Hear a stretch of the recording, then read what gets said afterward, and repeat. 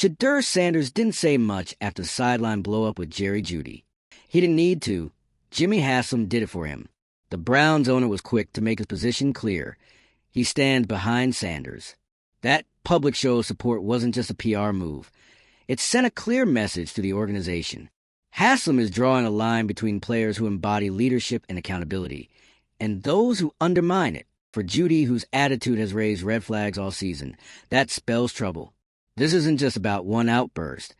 It's about what kind of locker room Haslam is building. If you're into the real story and all the messy twists they don't show on highlight reels, go ahead and subscribe. And if you're sticking around to see how this Browns QB chaos plays out, you should definitely be subscribed.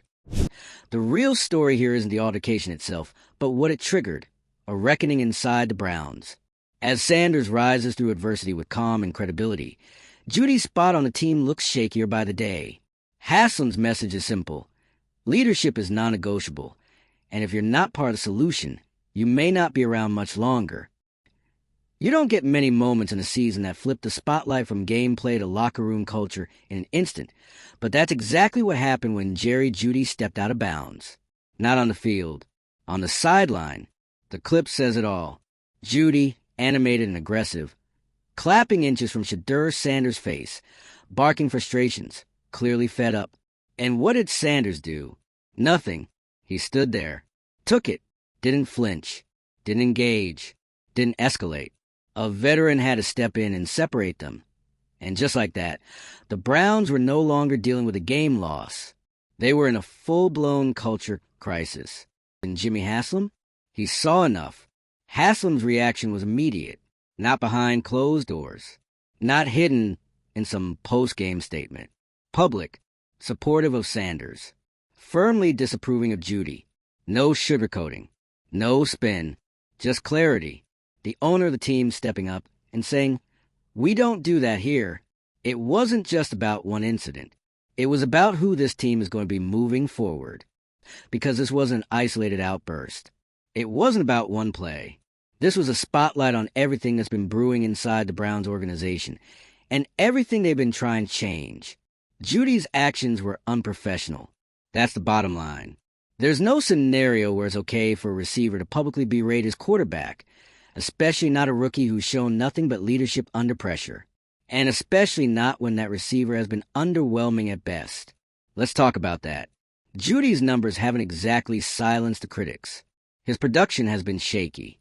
Drops, missed opportunities, zero chemistry with quarterbacks.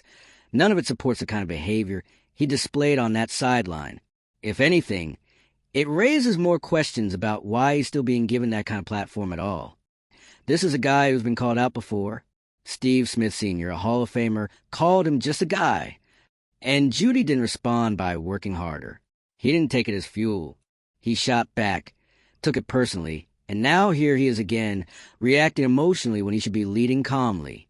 Meanwhile, Shedeur Sanders is out there doing everything right. He's a rookie, thrown into a system that isn't clicking, running an offense that's been criticized for being stale and overly reliant on a run. He's taking hits every game, and yet he hasn't once thrown his teammates under the bus. He talks about building chemistry, about patience, about earning trust. And then Jeudy claps in his face like he's the one carrying the offense? It's tone-deaf, it's selfish, and it's exactly what Haslam is pushing this team away from. This moment was about more than just one player lashing out. It was about two competing versions of leadership. Jeudy, entitled, emotional, reactive. Sanders, calm, focused, accountable.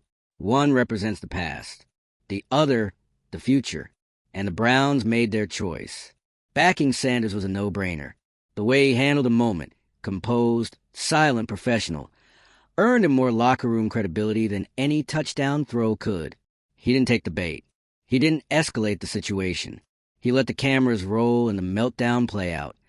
And he came out looking like the adult in the room, which, again, is not what you expect from a rookie. And now, the focus has shifted, not to whether Sanders can lead this team, but whether Jeudy should still be part of it. That's the real consequence here. This isn't just about a fine or a team meeting. This could be career-altering, because the Browns have made it clear. Culture is a priority. And you don't protect culture by keeping around players who undermine it, even if they have talent. Jeudy's $52.5 million contract over 3 years is starting to feel like an anchor. He's not producing at a high level. He's not adding value off the field. And now he's openly disrupting the locker room dynamic? That's a fast track to being labeled expendable. There's real talk behind the scenes about what happens next. Trade rumors are already circulating. Some insiders are suggesting a release isn't off the table if things don't change. And when ownership is this openly critical of a player's behavior, it's usually not just talk. Because here's the reality. When a player costs more than they contribute, financially, emotionally, and culturally, the math stops working. And right now, the Browns are doing the math. Jeudy's behavior wasn't just about frustration. It was a failure of leadership. And at a time when the team is desperately trying to establish a winning mindset, that kind of behavior is radioactive. Sanders, on the other hand, keeps proving he's the right guy for the job. He understands that leadership isn't about yelling. It's about composure. It's about how you respond to adversity, not how loud you are when things go wrong. And that's exactly the kind of quarterback a team like the Browns needs. This is a franchise that's tired of dysfunction, tired of drama, tired of starting over every 2 seasons. And now they have someone who's given them a chance to reset that narrative, not with flash, but with fundamentals, leadership, accountability, consistency. And that's why Haslam's support matters so much. It sends a message, not just to Sanders, but to the entire locker room. Fall in line with the culture, or don't expect to be here long. Jeudy has a choice to make. Apologize, adjust, grow, or watch the team move forward without him. Because the way things are trending, this could be the end of the road for him in Cleveland. This incident isn't going away. It's not getting buried in a slow news cycle. It's going to follow Jeudy until he either proves he's bigger than this moment, or confirms that this moment defined him. Sanders, meanwhile, has already turned the situation into something bigger than football. He showed players around the league, and fans watching at home, what quiet leadership looks like. And that kind of maturity, especially from a rookie, is exactly what separates a good quarterback from a franchise quarterback. If the Browns are serious about changing their culture, they just found the player to lead them. And if they're serious about accountability, they won't hesitate to move on from the one who just tried to tear it all down. Let us know what you think in the comments. Was Haslam right to back Sanders? Should the Browns cut ties with Jeudy? Like this video if you're done watching talent get wasted by drama, and hit subscribe to stay locked in. Because when a locker room turns into a battlefield, someone's always walking out. And this time, it won't be the quarterback. And here's where things get even messier, because it's not just about a single sideline explosion anymore. It's about the ripple effects. It's about what that moment revealed, and how deep the fracture inside the Cleveland Browns locker room really goes. Jerry Jeudy didn't just snap at his quarterback. He exposed something the organization's been trying to keep under wraps, a disconnect between effort and ego. And in a team already struggling to make their offense work, the last thing they need is a veteran wide receiver turning on the very guy they're trying to build around. Let's be clear. Shedeur Sanders didn't ask for this. He didn't call anyone out. He didn't throw a tantrum. He didn't blame teammates or coaches. What he did was take the high road. Again, just like he's done all season. This is a rookie who's been tossed into a system that's sputtering on every level. Kevin Stefanski's offense has been predictable, stagnant, and flat-out ineffective. The passing game barely functions. The route concepts are stale.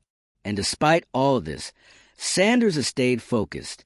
He's kept working, kept trying to build rhythm with his receivers, even when they're not helping themselves. And Jeudy? He's at the center of that problem. His route execution has been inconsistent, his hands unreliable, his body language after missed opportunities telling. There's been a visible disconnect between what the Browns hoped they were getting when they paid Jeudy and what he's actually bringing to the field. So when a player like that starts pointing fingers, in the middle of a game, no less, it's hard not to see it as anything but projection. He's not mad at Sanders. He's mad at himself. But instead of owning it, he lashed out. And now, the team is left cleaning up the mess. Haslam stepping in was the organizational version of drawing a hard line. He's not just defending Sanders. He's making it known that the old way of doing things, coddling star players, tolerating emotional outbursts, hoping things magically work out, is over. This franchise is done being patient with immaturity. And it's not just Haslam. Inside the locker room, you better believe guys took notice. Because leadership in the NFL doesn't start with talent. It starts with respect. And when a young quarterback takes verbal abuse on the sideline and responds by saying, "We need time to gel," rather than throwing blame back, that earns respect fast. Jeudy, on the other hand, might have lost the room entirely.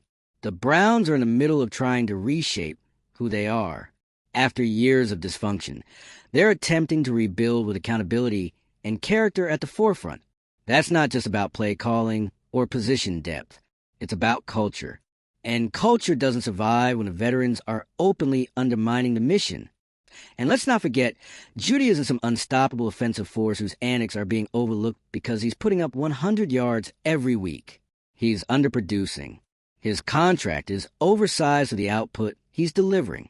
And now, with his attitude front and center, the risk-reward equation is looking bleak. There's a reason the trade talk is heating up. It's not just the behavior. It's the timing. This outburst didn't happen after a career game. It happened after another lackluster performance in a season full of them. It's one thing to be emotional because you're passionate and producing. It's another thing to act like the team is failing you when you're barely holding up your end of the deal. And if that sounds harsh, welcome to the NFL. Teams don't just want stars anymore. They want leaders. They want players who elevate those around them. Players who understand that culture is as valuable as stats. And that's why Shedeur Sanders, despite being a rookie in a broken offensive scheme, is earning trust in ways Jeudy hasn't in years. It's not even just about Sanders saying the right things. It's the tone, the awareness. When he talks about building trust, about needing more reps, more chemistry, he's not whining. He's being honest. Real leadership is messy. It's about owning the struggle. And Sanders is doing that every week. Meanwhile, Jeudy's antics are giving every team watching a reason to stay far away. When a player melts down on a rookie quarterback who's clearly trying to keep the locker room together, that's not just bad optics. It's a liability. The truth is, Jeudy's value around the league has already taken a hit. The reputation is catching up, and once the potential label wears off, what's left is production, attitude, and how you fit inside a team structure. Right now, all three categories are trending the wrong way. And that's why this story isn't just a sideline fight. It's a turning point. The Browns aren't just weighing whether to discipline a player. They're weighing whether to send a message. That message? No one is bigger than the culture. Not the contract. Not the draft status. Not the highlight reel from 2 seasons ago. If you can't operate within the values the team is trying to build, you're out. And that message resonates deeper than most people. Realize, because if the Browns don't act, if they let this slide, then everything they're trying to build undercuts itself. The players see it. The fans see it. The locker room senses when there's a double standard. That's how respect erodes. But Haslam's not playing that game anymore. His support for Sanders was more than PR. It was ownership choosing a side. Choosing the young quarterback who showed maturity. Choosing the player who understands that leadership isn't about yelling the loudest. It's about staying steady when everything's chaotic. And let's be honest, that chaos isn't going anywhere. The Browns are still struggling on offense. The playbook isn't suddenly going to start working overnight. The chemistry between Sanders and his receivers is still a work in progress. But what this incident made clear is that the future of this team depends on who they choose to ride that storm with. And it's not going to be players who unravel in the middle of a game. Jeudy may have thought he was making a point, that his frustration would light a fire, that calling out the QB would shake something loose. But all he did was spotlight himself. And in doing so, he made it easier for Browns to move on. Because if you're not part of the solution, you're part of the problem. The NFL doesn't wait for people to figure it out. And unless Jeudy does some serious self-reflection, and fast, he's going to find himself on the wrong side of the team photo. Again. Meanwhile, Shedeur Sanders just earned the one thing that every quarterback needs, but not all of them get organizational trust. And he earned it not by throwing bombs, but by standing still when the storm came for him. And if you think this story has peaked, it hasn't. Because the fallout from this one moment, the clapping, the shouting, the public humiliation, hasn't even fully hit yet. What you saw on the sideline was just the match. What's coming now? That's the fire. And it's burning straight through the Cleveland Browns locker room. Jerry Jeudy crossed a line, not just as a player, but as a professional. There's a difference between frustration and insubordination, between holding teammates accountable and throwing them under the bus. And in a league like the NFL, where your every move is captured, analyzed, and replayed for the world to see, actions like that don't just vanish. They linger. The second Jeudy lit up Shedeur Sanders on the sideline, the clock started ticking. Not just on how the coaching staff would respond, but on whether Jeudy would still be wearing a Browns jersey in a month. And to be honest, that clock is running out. It's not just that Jeudy was disrespectful. It's that he chose the wrong moment, the wrong target, and the wrong tone on the biggest possible stage. And when you're already under fire for your performance, when the fan base is already side-eyeing your contract, and when your own front office has been quietly evaluating your fit in the culture, that's not a good time to show them exactly what they don't want to see. Let's talk about that culture. The Browns are no strangers to chaos. They've had more rebuilds and playoff appearances. But in the last 2 years, Jimmy Haslam and the leadership group have been trying to shift the narrative, strip out the toxicity, build a locker room that actually functions, create something sustainable. And when they brought in Shedeur Sanders, it wasn't just about his arm. It was about his mindset, his maturity, his potential to lead not just the offense, but the entire organization into a new era. And what does he do mid-season under pressure in a game that's going off the rails? He keeps it together. Sanders gets screamed at by a guy with more drops than touchdowns, gets clapped at like a high school sophomore, and still walks away without losing his cool.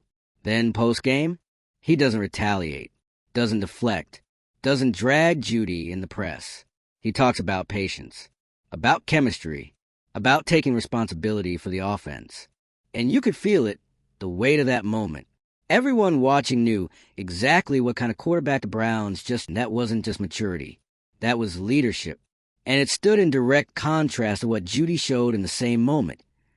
Insecurity, lack of accountability, and a complete disregard for team unity. And that's why this is bigger than a sideline spat. It's symbolic. This moment has divided the locker room into two clear categories. Those who are here to work, to grow, to win, and those who are still stuck in their own heads, blaming everyone else when things go south. And guess what? The Browns don't have time for that second group anymore. There's a reason Jeudy's future with the team is being discussed behind closed doors. He's not producing. He's not elevating his teammates. And now, he's actively disrupting what little rhythm the team is trying to build. Add the contract on top, $52.5 million for what exactly? And it's obvious why the leash is short. Meanwhile, Sanders just got the kind of endorsement most rookies can only dream of. Jimmy Haslam doesn't usually make emotional declarations. He doesn't publicly praise players unless it means something. And this time he didn't wait, because this isn't about PR anymore. It's about identity. And the identity of this team is shifting right now in real time. The Browns are backing the player who took a direct hit and didn't swing back, the one who kept the locker room intact, even when someone else tried to tear it apart. That kind of professionalism isn't just rare, it's foundational. You can build around that. You don't build around a guy like Jeudy, who implodes when the spotlight is too hot. Let's be honest. We've seen this version of Jerry Jeudy before, not just in Cleveland, in Denver, in press conferences, in body language, in sideline moments that don't go viral, but still leave a mark. The raw talent has always been there, but the attitude, the inability to handle criticism, that's what keeps dragging his career down. And it started to look like the Browns were the last team willing to bet on potential over proof, because right now that bet is backfiring. If the Browns let Jeudy stay after this incident, without a real consequence, they're telling the entire roster that culture doesn't actually matter, that you can be disruptive, divisive, disrespectful, and still get to line up on Sunday. But if they make a move, bench him, trade him, cut him. They're telling everyone, this is what we're building. And if you're not on board, you're out. And it's not just about optics. It's about results. This team can't afford to waste another season on drama. They need focus. They need cohesion.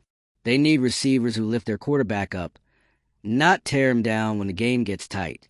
Because the truth is, Shedeur Sanders isn't the problem. He's the answer. And moments like this are exactly why. He's showing everyone, players, coaches, fans, that he's built for the NFL, that he can take hits, verbal or physical, and still show up the next day ready to lead. And if you've been following this team long enough, you know how rare that is. The Browns have cycled through more quarterbacks than anyone can count. Some talented, some forgettable, but all missing the one thing Sanders has shown: the emotional intelligence to lead under fire. That's what makes this moment so important. It's not about the yelling. It's about the response. And the way Sanders responded told us everything we needed to know. He's the future. Period. So where does that leave Jerry Jeudy? On the outside. Maybe not officially. Maybe not this week. But make no mistake, the writing is on the wall. If he doesn't take full accountability, if he doesn't make a real effort to repair the damage, he's done in Cleveland. The front office is already watching. The locker room is already forming its opinion. The fans have already made theirs. This wasn't just a meltdown. It was a message, and the Browns have heard it loud and clear. Let us know what you think. Does Jeudy deserve another chance, or is this the end of the road for him in Cleveland? Drop your take in the comments. Like the video if you're done watching Egos blow up team chemistry. And hit subscribe to stay with us through every twist, turn, and meltdown the season throws at us. Because if this is what Week X looks like, what's coming next might just blow the roof off.